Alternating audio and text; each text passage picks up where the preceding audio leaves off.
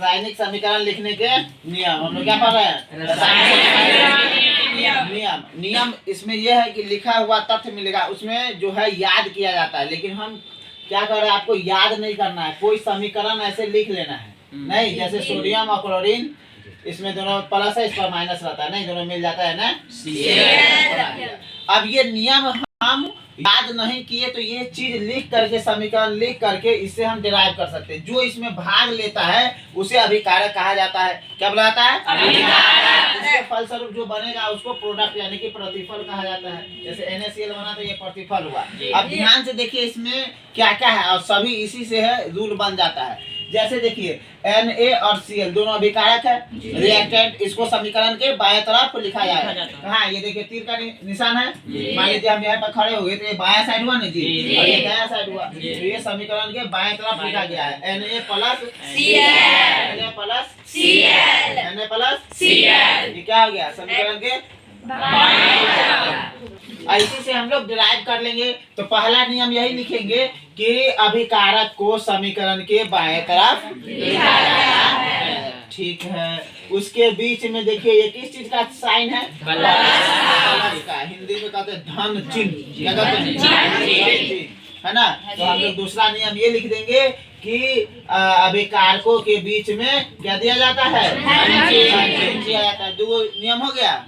प्रतिफल को समीकरण के दाएं तरफ लिखा जाता है। देखिए दाएं साइड है ना, तीर का चिन्ह है, ये दाएं तरफ है। तो प्रतिफल को समीकरण के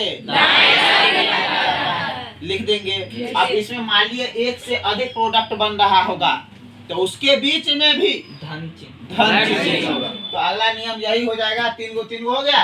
अगला नियम यही हो जाएगा कि अभी प्रतिफलों के बीच में भी उसके संकेत या सूत्रों के बीच में भी प्लस यानी कि धन चिन्ह दिया जाता है।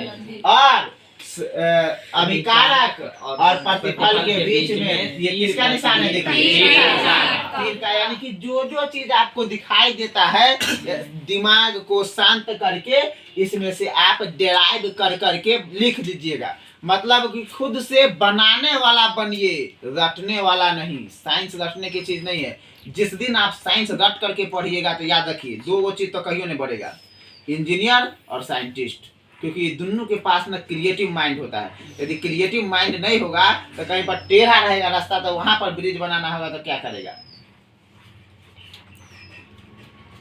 साइंटिस्ट जो शोध करता है तो नया नया आइडिया लाता है ना माइंड में जी, ये सब चीज करेंगे, अब मिलाएंगे तो क्या करेंगे, अलग करेंगे तो क्या होगा, उसका रिजल्ट देखता है तब ना कोई नया नया चीज आविष्कार होता है।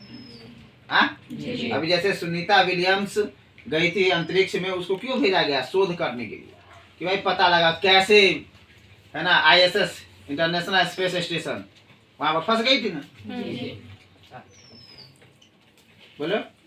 तो वहां पर इसलिए इतना खर्चा करके जहाँ रिस्क लेकर के आदमी क्यों जाता है कि हम पता कर सके, ब्रह्मांड के रहस्य को जान सके, नए नए चीज को पता लगा सके। अब वो रट्टूमल को भेज देगा वहां पर, वो खा के सोया रहेगा, पूरा पैसा बुरा देगा। समझ गए? तो क्रिएटिव माइंड का बनना शुरू कीजिए, जो आपको जिंदगी में कोई समस्या आए तो कैसे सॉल्व कर दे। मैथमेटिक्स में देखता है ना, तो कहीं ना कहीं जो है इस चीज को समझना है। अब सब अपने से डिराइव कर देंगे। हम चाहते हैं दादा सेल्फ डिपेंडेंट बनना चाहिए, है ना, आत्मनिर्भर। ठीक है, कि जब हम जो चीज नहीं आता वो कैसे बना देंगे, ये क्वालिटी भरो अपने अंदर। हम तो ये कोशिश करते हैं अपने टीचिंग में कि दूसरे शिक्षक के तरह से बच्चा को रटा दिया जाए और चला आए घर पे, तो वो बच्चे फिर आगे फंस जाएंगे गियर में 15 साल बाद। अब तुम भी याद रखो कि यदि तुम भी ऐसे पढ़ा तो तुम्हारा भी फ्यूचर डार्क में ही जाएगा। समझ रहे हो? इसलिए समझने पर ध्यान देना चाहिए, न कि ना। 3 इडियट्स में वो आदमी होता है रटन, वो समझता नहीं है, रट लेता है तो नाम बुला देता है पूरा। हर एक स्टूडेंट को 3 इडियट्स देखना चाहिए। Na प्लस Cl, समझ गए? ये रिएक्टेंट है। सब एक बार फिर से सभी नियम, सभी अभिकारकों को समीकरण के बीच में धन चिन्ह, उसके बीच में जैसे NaCl सूत्र हुआ ना सोडियम क्लोराइड का, फिर और कोई चीज रहता बनता तो उसमें भी प्लस चिन्ह दिया जाता है। ठीक है, अभी कारकों और पार्टिकलों के बीच में क्लियर जी। ठीक।